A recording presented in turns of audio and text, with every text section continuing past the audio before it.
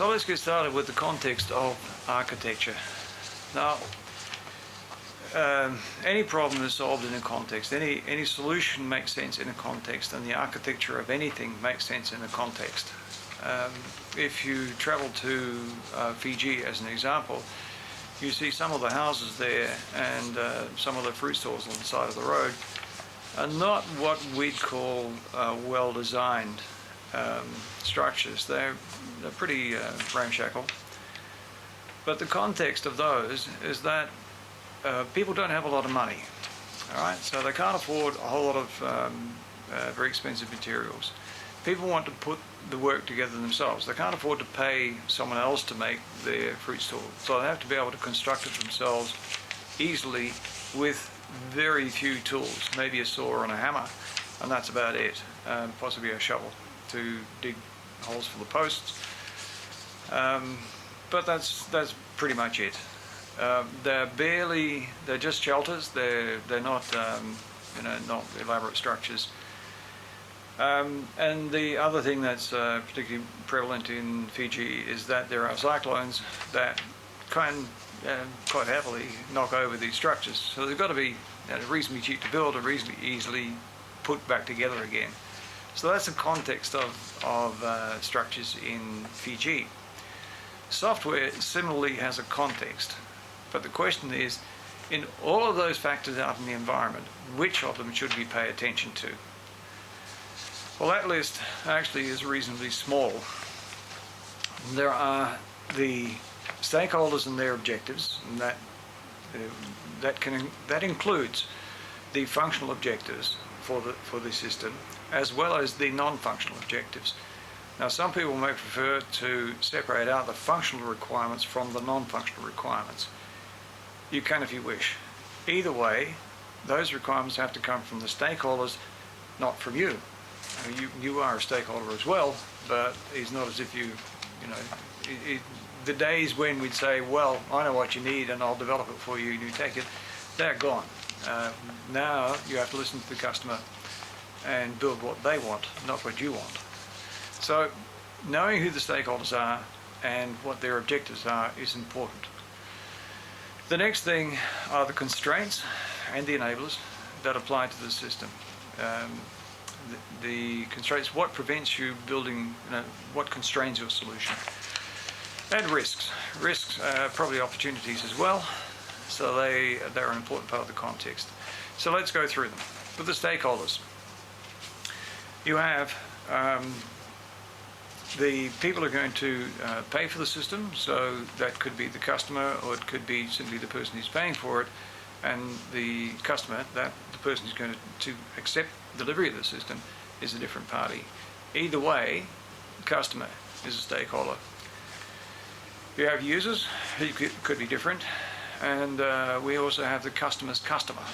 Sometimes that's important to distinguish. An example of that, if we build a system for the bank, for retail banking, then it's not the bank who's the user, it's the bank's customers who are the users. So in that case, it's our customer's customer, and we probably would have a certain amount to say about them.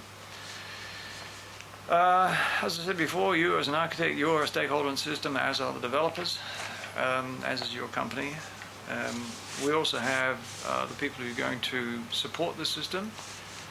So the deployment, the ongoing support and maintenance, those people all have a stake in the whole system. I did mention regulators, but you should think of them, because sometimes they can be quite important. Stakeholder goals. There are the functional goals, as I mentioned. There are also non-functional goals. So we're talking about system qualities, technology qualities. Usually the non-functional characteristics of the system, like the performance characteristics or security or modifiability, maintainability, usability, testability, those kind of things. They are the non-functional requirements that we're interested in, because they are the things that our architecture can affect. Organization goals, they matter, but not to the architecture itself. They might matter to the project. Organizational goals may be I suppose if an organisation goals is to build a new line of products, then yes, the architecture matters. But if it's simply to develop a presence in this particular market, then it's more the project that matters. But certainly organisation goals matter. Constraints and enablers. Let's start with the obvious. Time. You don't have an unlimited amount of time. Even with the most generous of budgets, somebody's going to pull a stop to it somewhere. So there's a limited amount of time. There's also a limited amount of money. Time and money with software development tend to be reasonably interchangeable. But you may have extra budget if you want to buy some, new slick tool that's going on. Resources. This include the architecture development tools, the languages, packages that you've got to develop the system in. They could be a constraint or could be an enabler, but that's something you need to think about. Your own knowledge and understanding is a constraint. You won't know the customer's domain perfectly.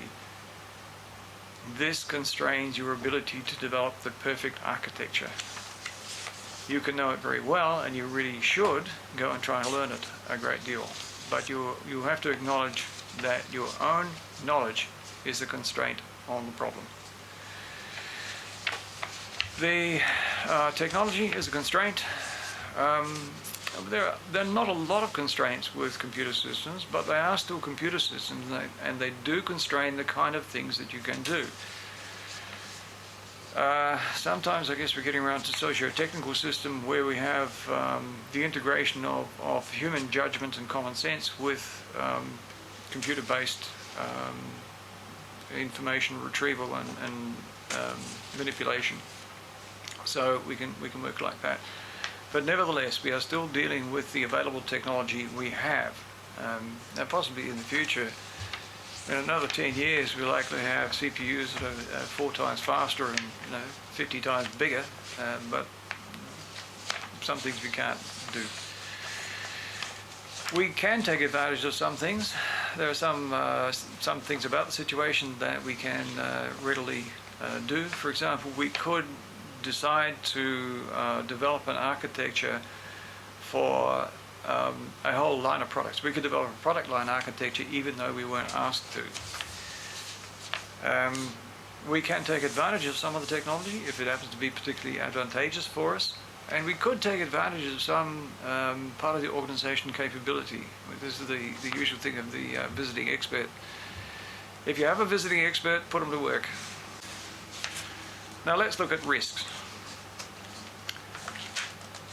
What I would strongly advise you to do is to systematically examine risks.